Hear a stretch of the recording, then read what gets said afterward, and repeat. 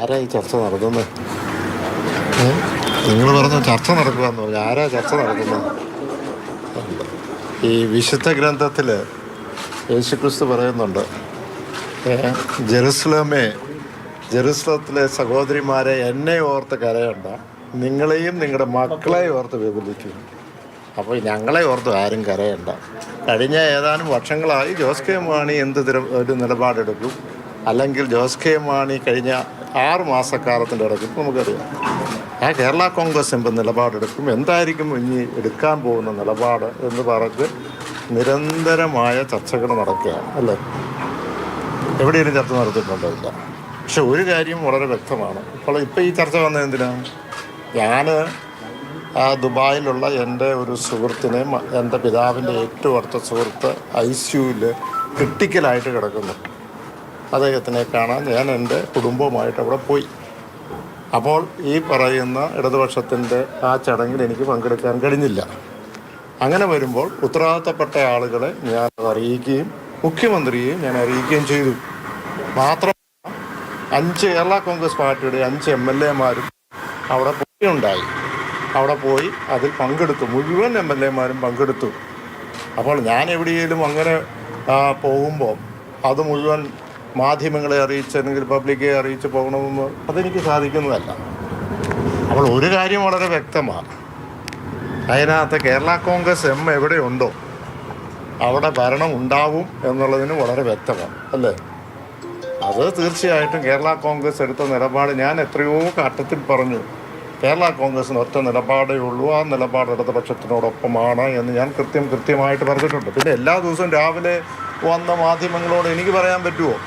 ഓരോ പ്രാവശ്യവും ആരെങ്കിലും ഒരാൾ അയ്യോ കേരള കോൺഗ്രസ് അതിൻ്റെ വിടുന്നു, കേരള കോൺഗ്രസ് അപ്പുറത്ത് ചർച്ച നടത്തുന്നു എന്നൊക്കെ പറയുമ്പം എനിക്ക് എല്ലാ ദിവസവും വന്ന് ഞാൻ ഇവിടെയാണെന്ന് പറഞ്ഞുകൊണ്ടിരിക്കാൻ എനിക്ക് പറ്റുമോ? ഇല്ല. കേരള കോൺഗ്രസിൻ്റെ നിലപാട് ഉറച്ചതാണ്, യാതൊരു സംശയവുമില്ല. നമുക്കറിയാം, ഇപ്പോൾ ലോക്സഭ ഇലക്ഷൻ കഴിഞ്ഞപ്പോൾ 110 സീറ്റുകളിൽ ഭൂരിപക്ഷം UDF-നുണ്ടായിരുന്നു. നിയമസഭാ മണ്ഡലങ്ങൾ ഇപ്പോൾ അത് 80 അപ്പോൾ തീർച്ചയായും അതുമായി ബന്ധപ്പെട്ട് വലിയ ആശങ്ക മറ്റ് സ്ഥലങ്ങളിലുണ്ടാകും. അപ്പോൾ അതുകൊണ്ട് ഞങ്ങളെങ്ങാണ്ട് അങ്ങോട്ട് മാറി ഇങ്ങോട്ട് മാറി എന്നുള്ള ചർച്ചയ്ക്ക് എന്താണ് പ്രസക്തി? ഒരു പ്രസക്തിയില്ല.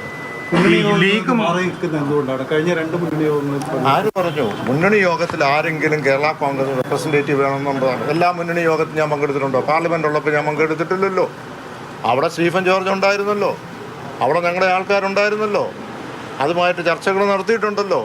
ഈ നിയമസഭ ത്രിതല പഞ്ചായത്ത് തെരഞ്ഞെടുപ്പുമായി ബന്ധപ്പെട്ടുള്ള അന്നത്തെ റിസൾട്ട് വന്നതിന് ശേഷം ആദ്യത്തെ LDF യോഗത്തിലും അവിടെ വിലയിരുത്തുകയും നമ്മുടെ നിലപാടുകളും എന്താണ് ഉണ്ടായതും ഒക്കെ ഞങ്ങൾ ചർച്ച ചെയ്തിട്ടുണ്ട്.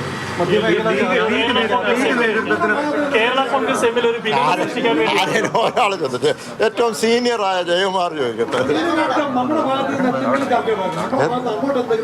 എന്തിനാ ചർച്ച നടത്തണം? അല്ല, ഞാൻ പറഞ്ഞ അവിടുന്ന് ഇങ്ങോട്ട് ചർച്ച ചെയ്തല്ലോ.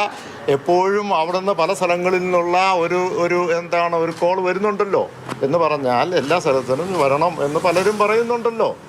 പറഞ്ഞ മനസ്സിലായിട്ട് അവൾ അതുകൊണ്ട് അത് പറഞ്ഞതുകൊണ്ട് ഞങ്ങൾ എന്തിനും കുറ്റക്കാരാണോ? അപ്പോൾ ആരെങ്കിലും കേരള കോൺഗ്രസിനെ വരണം, ഒരു മുന്നണിയിലേക്ക് വരണം, ചിലപ്പോൾ അത് BJP-യിലേക്ക് ആയിരിക്കും, അല്ലെങ്കിൽ കോൺഗ്രസ് UDF-ലേക്ക് ആയിരിക്കും എന്ന് പറഞ്ഞു കഴിഞ്ഞാൽ ഞങ്ങൾ എന്തിനാ കുറ്റപ്പെടുത്തുന്നേ? ഞങ്ങൾക്ക് സ്വാതന്ത്ര്യം ഉള്ളത് കൊണ്ടല്ലേ, അല്ലെങ്കിൽ ഞങ്ങൾക്ക് അതിനുള്ള ബലം ഉള്ളത് കൊണ്ടല്ലേ, പ്രാധാന്യം ഉള്ളത് കൊണ്ടല്ലേ. നേതാക്കൾക്ക് വ്യത്യസ്ത അഭിപ്രായമുണ്ടോ? UDF-ലേക്ക് പോകേണ്ട ഒരു രാഷ്ട്രീയ സംവിധാനത്തിനകത്ത് പലപ്പോഴും പല അഭിപ്രായങ്ങളും കാണും. പക്ഷെ ഫൈനലായിട്ട് പാർട്ടിയുടെ അഭിപ്രായം ഇവിടെ നിലനിൽക്കുക എന്നുള്ളതാണ്. ഇവിടെ വ്യത്യസ്ത അഭിപ്രായം ഏത് രാഷ്ട്രീയ പ്രസ്ഥാനത്തിലാണ് വ്യത്യാസ അഭിപ്രായം ഇല്ലാത്തത്? ചർച്ച ചെയ്യുമ്പോൾ പല അഭിപ്രായങ്ങൾ വരും. ഇപ്പോൾ ഈ പറയുന്ന ഈ പഞ്ചായത്ത് തെരഞ്ഞെടുപ്പുമായി ബന്ധപ്പെട്ട് അതിനെ വിലയിരുത്തുമ്പോൾ പല അഭിപ്രായങ്ങൾ വരും. ആ പല അഭിപ്രായങ്ങളും അതിനെ ക്രോഡീകരിച്ച് പാർട്ടിക്ക് ഒരു തീരുമാനമുണ്ട്, ആ തീരുമാനം അനുസരിച്ച് പോകും.